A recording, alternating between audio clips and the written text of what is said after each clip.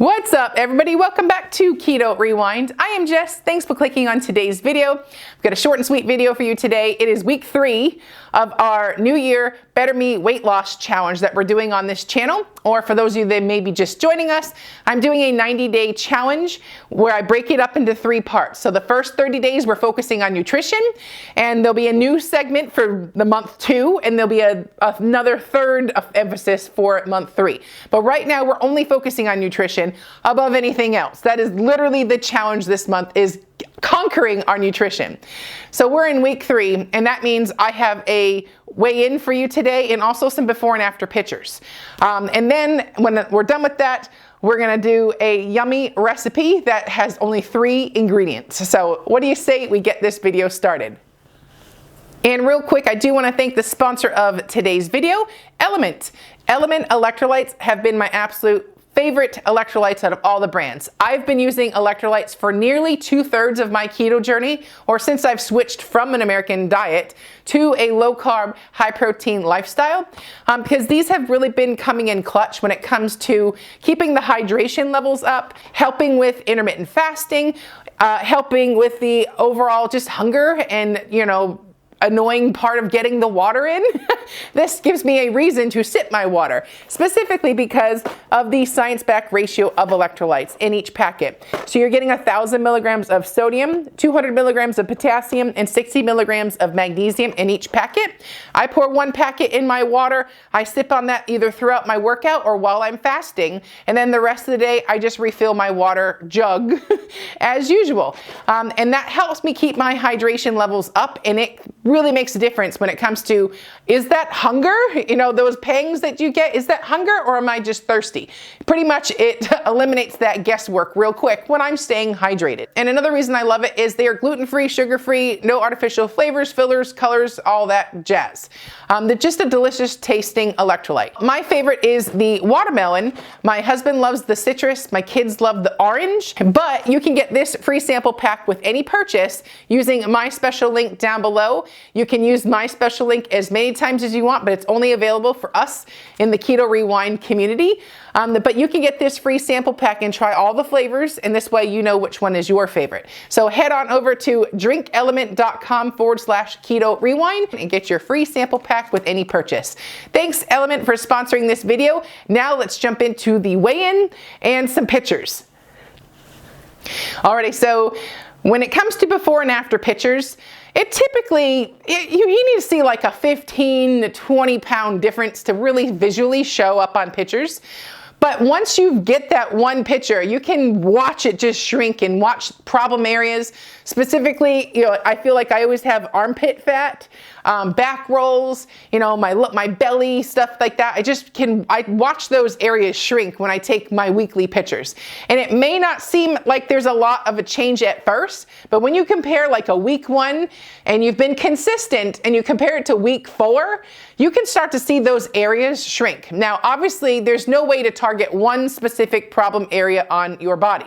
That's why we're not focusing on the gym this month. We're focusing on nutrition, because overall cutting your body fat is going to cut body fat from your whole body. You can't just say, oh, just take it from my arms. Doesn't work that way. Your body doesn't care where you want it to take from. It's going to take where it wants to, everywhere. And that's just the nature of the beast. So you can't target an area with a specific exercise or all that. Well, you may strengthen the muscles in that area.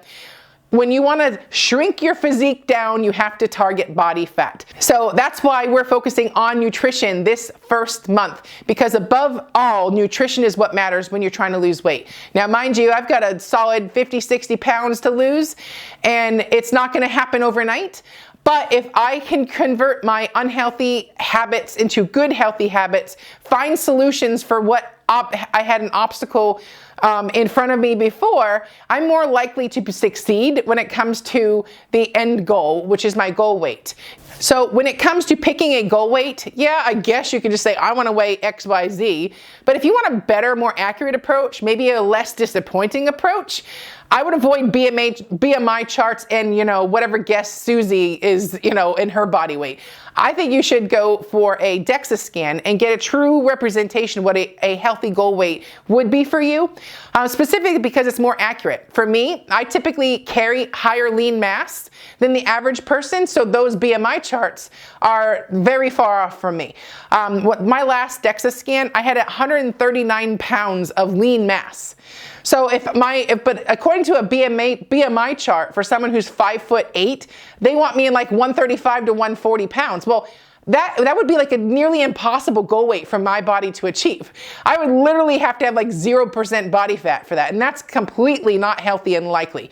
So with the DEXA scan, they can give you a much more accurate number, and they gave me 170 to 180, somewhere in that range, and that was I think it was a 18 to 20% body fat, which is a much easier, much more healthy body fat percentage. So without going into too detailed, you can go by something you used to like your body looking like. So if you back in high school were 150 pounds and you liked yourself at that weight and it was not crazy to try and stay that, then go for that. But if you want a more scientific approach, check out a DEXA scan. You know, it's just one easy way to not disappoint yourself for an unrealistic goal. Like I know my goal weight's never going to be 115 pounds.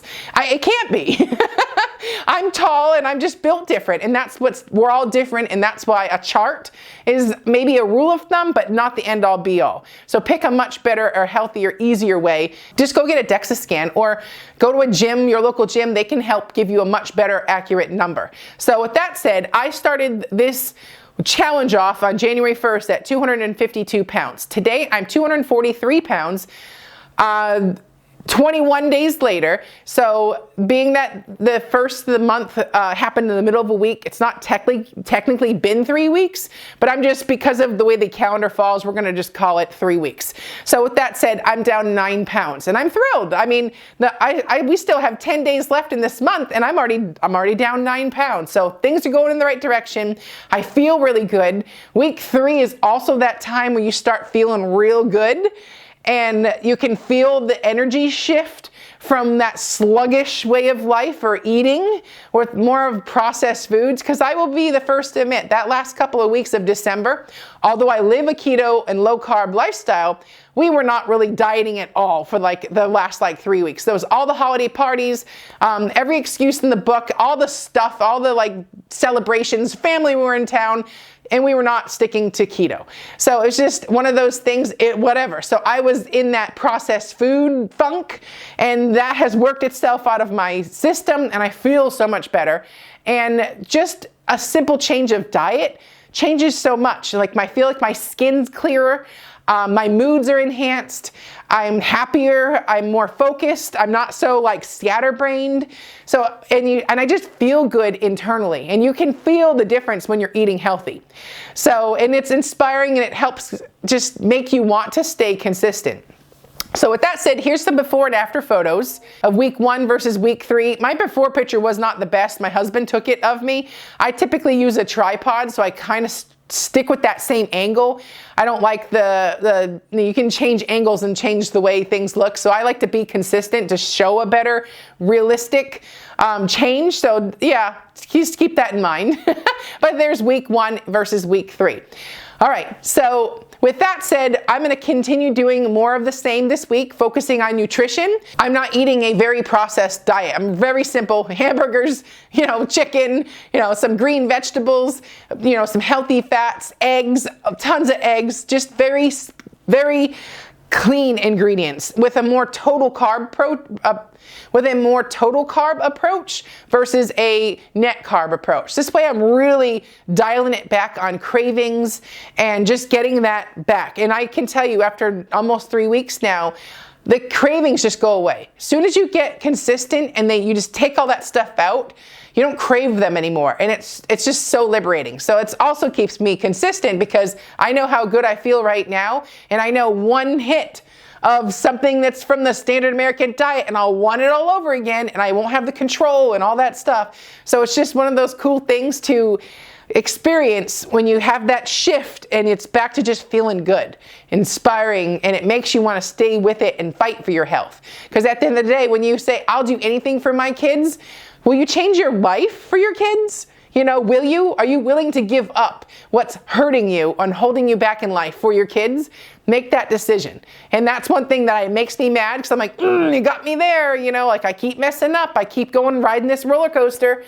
But will you really change your life for your kids? And that means living a more healthy diet or a lifestyle so that you can be there for your kids instead of treating yourself with more medications and, you know, more excuses. You use food as your first line of medicine. So that's kind of where I'm at mentally and where my focus is, and helps me with that reality check at the end of the day, because I'm like, if you'll do anything for your kids, you're not, and when you're cheating yourself, you know? So it's just like, ugh. But every meal that you eat or consume, you have a choice to be great or go back to old habits. So just keep that in mind. With that said, let's head down to the kitchen and let's make a delicious recipe that only has 3 ingredients. Okay, so I was scrolling through Instagram, and one of the ladies that I follow is Little Sipper. I'll put her contact info here, along with the link in my description box. But one of the reasons I like her is her recipes are very simple and don't contain a lot of ingredients, which fits perfectly into my nutrition goal this month. I'm trying to have as minimal ingredients as possible to my meals as well. So when I saw this 3-ingredient cookie dough bread, hey, I thought I'd try it. So let me flip the camera around.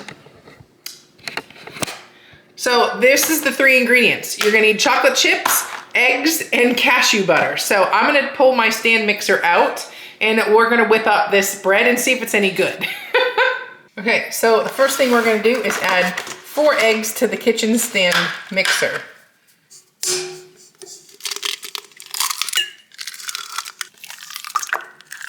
And then whip them until peaks form.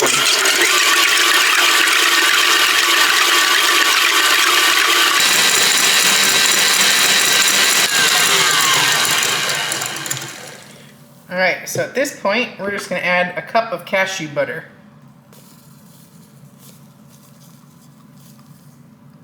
This is so easy, so I really hope this tastes good.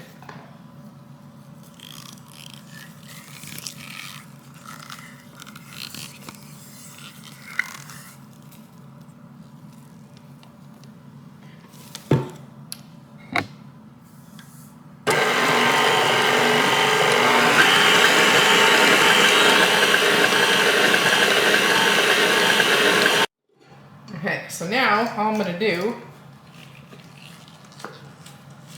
pour this in my baking pan that has parchment paper.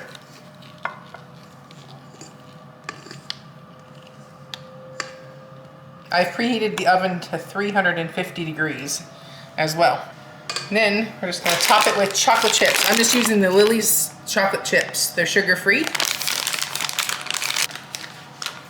I'm gonna measure so I can find out what the macros are, and I'm doing a 1/2 cup.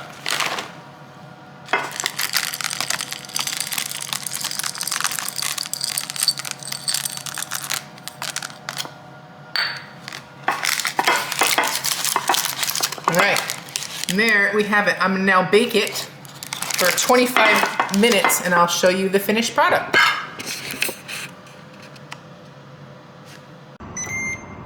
Let's take a peek and see what we got. Ooh, that looks really good. All right, I'm gonna pull it out and let it cool off, and then we'll cut into it. All right, so it is cooled down, and now we're gonna cut into it. We're going right for the middle.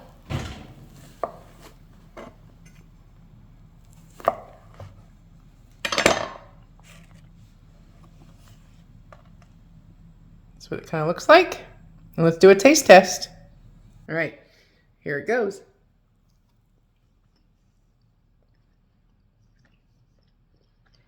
Very good.